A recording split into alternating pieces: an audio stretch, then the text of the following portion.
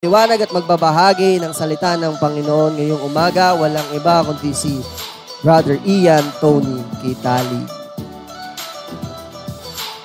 Yan, isang mapagpalang umaga. Nawa, magawa natin yung lahat ng ating mga gagawin sa umagang ito ng may pag-ibig na nagmumula sa ating Panginoon. At matapos nawa natin ito ng may, yan, sabi ko kanina, ng may pag-ibig. Yan, upang lahat ng ating mga gagawin ay maging makabuluhan at maging fruitful at meaningful sa umagang ito. At sa umagang ito, yan, may dalawang katanungan lang ako, no? Ano-ano na ba yung mga nagawa natin? Ano-ano na yung mga nagawa natin o natapos natin sa pamamagitan ng pag-ibig? At ano yung mga nagbo-motivate sa inyo para gawin yung mga bagay na iyon? Yan. At sa umagang ito, I ask all of you to please bear with me sa pagbabasa ng salita ng Panginoon na makikita sa unang Korinto chapter 16 verse 14. At ang sabi po dito, ito po yung sulat ni Paul sa unang Korinto. No? Sabi po dito, let all that you do be done in love. Yan. At bago po ang lahat, tayo po yumuko at manalangin. Panginoon, maraming salamat po sa napakagandang umaga na ibinigay mo po sa amin sa araw na ito. Lord, salamat din po, Panginoong Kristo, sa panibagong pag-asa na naman po na amin pong kakaharapin sa umagang ito. Nawa, samahan mo po kami, puspusin mo po kami ng iyong pag-ibig upang ang aming mga puso ay mapuno rin ng pag-ibig para sa araw na ito at maging sa lahat ng aming mga gagawin at tatapusin sa araw na ito. At Lord, nawa ang pag-ibig na ito ang siya nawang makita sa amin ng mga tao makakasalamuhan namin sa araw na ito upang pati sila, Panginoon, maranasan din nila ang pag-ibig na tanging sa iyo lamang nagmumula, Panginoon. At Lord, maraming salamat po sa umagang ito. Sa iyo lamang po namin tinataas ang aming papuri sa tanging pangalan mo lamang, Panginoong Kristo. Amen. This letter is the last instruction of Paul to the church in Corinth. He encouraged them to do everything in love. No, ito yung sulat ni Paul sa mga taga-Korinto at sa kabila ng mga issue na kinakaharap ng church sa Corinth, no? Ito yung naging final last instruction ni Paul sa mga mananampalataya sa Korinto na lahat daw ng mga gagawin ng mananampalataya doon, gawin nila ng may pag-ibig. Sabi doon, regarding serious issues in the church, Paul summarized everything in one last statement. Sabi dito, just love one another. Yan. In everything that you do. Now, as we read and study the first letter to Corinth, ayan, to the Corinthians church is the made obviously that there are a lot of issues. Yan, sinabi ko nga kanina, no, ang daming mga issue doon. Yung isa sa mga issue doon, yung pagkakabahabahagi ng mga mananampalataya doon, no? At hindi lang yun, kundi marami pa.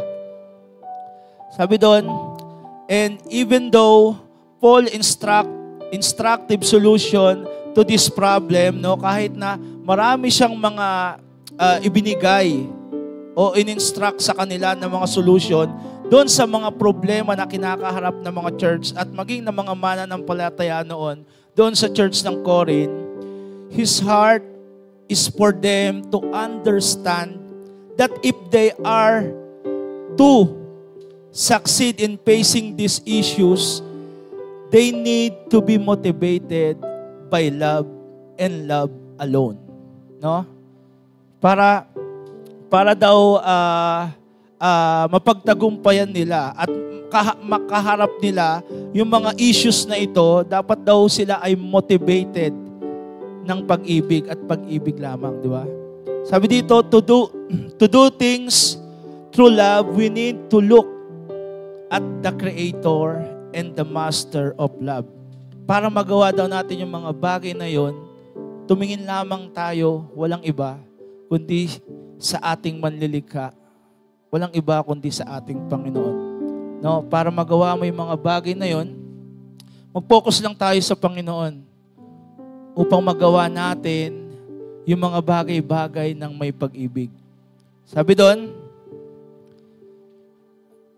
ayan, the Master of love, walang iba kundi ang Panginoon. God is love, and by being motivated by love as a people of God, we also glorify and honor God. No? Kapag ginagawa natin ito ng may pag-ibig, nabibigyan natin ng kaluwalhatian at kapurihan ng ating Panginoon. Every time na yung mga ginagawa natin, ay ginagawa natin ng may pag-ibig. At dito, sabi, as a follower of Jesus, what drives, sabi ko nga dun sa tanong ko kanina, as a follower of Jesus, what drives us? Diba? Our force and motivation to serve God and His people. Ano nga ba yung nagdadrive sa atin, o yung nagpo-force sa atin, o nagpo-motivate sa atin para paglingkuran ang ating Panginoon at maging yung mga tao or mga mananampalataya ng ating Panginoon. Sabi dito, we offer our service only out of incentive, fear, duty, and obligation. No? Ginagawa lang ba natin ito dahil sa incentive, yung takot natin, o duty natin, o obligasyon natin? Or do we serve out of pure and genuine love? O ginagawa ba natin yung mga bagay na ito, kung bakit tayo naglilingkod sa Panginoon, bakit tayo nasa ministry, bakit natin, paano tayo nakakapaglingkod sa Panginoon, kung paano tayo nagiging mabuti sa ating kapwa, ginagawa ba natin ito dahil sa pure and genuine love natin? Yan. At ano ba yung mga dapat nating maging action point para tayo ay maagawa ng may pag-ibig? Alam naman natin na ang Diyos ay pag-ibig. Diba? And He is the Creator and Master of love Himself. And being motivated by His love, we shall glorify and honor Him by doing all our acts of service to Him in love. No? No, alam naman natin na ang Diyos ay pag-ibig. Diba? He is the Creator and Master of love. At para tayo ay ma-motivate sa Kanyang pag-ibig, kailangan natin mag-glorify si Lord, o kailangan gawin natin yung mga bagay na makapag-glorify sa Panginoon sa pamamagitan ng ating paglilingkod sa Panginoon at sa kapwa ng may pag-ibig. Because God has promised to pour His love through us to others. Diba? Ipinangako niya na bibigay niya yung kanyang pag-ibig, o ibinigay ng Diyos yung kanyang pag-ibig sa atin. Para ano? Para ipadama din natin yung pag-ibig ng Diyos sa ating kapwa, maging sa lahat ng mga tao. I will love others as Jesus loved me. No, kung paano tayo minahal ng Panginoon, kung paano tayo pinatawad ng Panginoon, kung paano tayo tinanggap ng Panginoon, dapat maging ganun din tayo sa ating kapwa. Dapat maging maibigin din tayo sa ating kapwa kahit na sa mga panahon o sa mga panahon na minsan hindi na nagiging maganda yung sitwasyon natin, o minsan may mga nakapagbibigay na sa atin ng disappointment, ng discouragement. No, dapat manatili pa rin yung pag-ibig natin sa ating kapwa at lalong-lalo na sa Panginoon. At mapapanatili lang natin yung pag-ibig sa ating puso kung hahayaan natin si Kristo na maghari sa ating mga puso. Sabi dito, we will follow the example of Christ and abide in Him so that I may serve God and others out of my unflowing love for Jesus. No? Masusundan daw natin yung mga, o magagawa daw natin yung mga halimbawa ng Panginoong Kristo kapag tayo ay laging, o kapag tayo ay naka-abide sa ating Panginoong Kristo. Sapagkat yung intimacy natin sa Panginoon, ito yung maglilid sa atin para mapuspos tayo ng pag-ibig ng Panginoon. Ito yung magmo-motivate sa atin, yung tutulong sa atin para mahalin natin yung mga tao na hindi ka mahal-mahal. Kahit na yung mga tao na nakagawa ng hindi maganda sa atin, kahit na yung mga tao na nakapagbigay ng pain sa atin, nakapag-break ng heart natin, o na yung mga pangako nila ay hindi nila tinupad sa atin, magagawa pa rin natin silang mahalin kapag tayo ay naka-abide sa Panginoon. At yung halimbawa ng Panginoon, ito yung tutulong sa atin. Yung mga example ng Panginoon, kung ito'y isa sa puso natin, kung ito'y isa sa isip natin, kung ito'y isa sa pamuhay natin, magagawa natin na mamuhay katulad ni Kristo sa mundong ito. In my own strength, it will be impossible for me to carry out all that I say. No? Sa ganang lakas ko o sarili ko lang, hindi ko magagawa yung mga bagay na sinasabi ko. Yung mga bagay na mga iniisip ko. Pero sabi dito, and do in love, no? Hindi ko magagawa yung mga bagay na ito ng may pag-ibig sa ganang sarili ko lamang, sa ganang kakayahan ko lamang, sa ganang lakas ko lamang. But with His help and in the strength and power of His Spirit, we know we can do anything. No? Sa pamamagitan ng tulong, ng lakas at kapangyarihan ng Espiritu, lahat ng ito ay magagawa natin, mapagtatagumpayan natin sa tulong ng ating Panginoon. At ito po yung iiwan kong salita sa inyo. Ito yung quote. We can serve without loving. Diba? At parang ito yung isang quote na parang iniba ko lang. Diba? Sabi doon, we cannot give what we don't have. But we can, hindi tayo pwedeng magbigay ng wala tayo. Diba? Dito naman, we can serve without loving. But we cannot love without serving. Like Jesus, I will serve others with complete and genuine love for others and also for our God. Purihin po ang Panginoon sa umagang ito. Tayo po yumuko at manalangin. Panginoon, maraming salamat po sa umagang ito. Tunay nga, Panginoon, na saganang aming sarili lamang, hindi namin magagawang umibig ng totoo at busilak.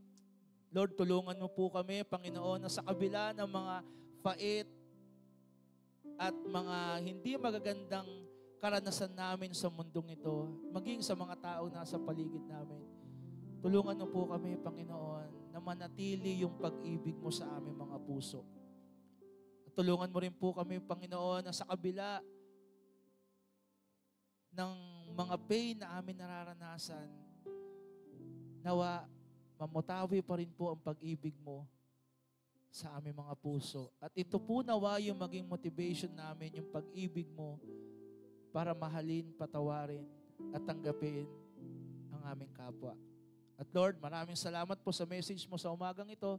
Sa lamang po namin tinataas ang aming papuri sa tanging pangalan mo lamang, Panginoong Kristo. Amen. Amen and amen. No? Napakaganda nung mensahe ngayong umaga. Done in love. No? totoo yun na dapat sa lahat ng ginagawa natin, dapat may kasama ng pagmamahal. Kasi nonsense ang ating mga ginagawa, wala pong mga silbi yung gagawin natin. Kung gagawin lang natin yun dahil sinabihan tayo na gawin, hindi dahil mahal natin ang ating ginagawa at mahal natin ang nagpapagawa sa atin. No? At yun, basa po tayo ng comment. Ayan, sabi ko yun, good morning. Good morning, and tinag ni Pastor Alan ang kanyang isang magandang asawa, yan si Ate Christine Grace Valiente. And syempre ako din, kinoment ko rin yun noon. Yan, good morning kay Tansky, yan, Jonathan Dinke. Ayan, nagpaplano at nagpe-pray na makapag-volunteer dito sa AFJC. Yan si Yusun bro, sana makapag-decide ka na.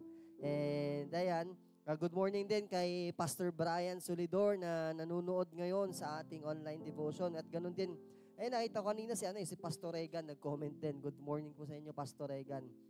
And sabi dito ni Tatay Rico, nag-comment din po si Tatay Rico, sabi niya dito, nawa magkaroon tayo ng pag-ibig at pagmamahal sa lahat ng ating ginagawa.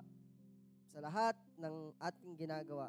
Katulad ng ating Panginoong Jesucristo, maging sa krus na ginawa niya ang kalooban ng kanyang amang Diyos. Amen.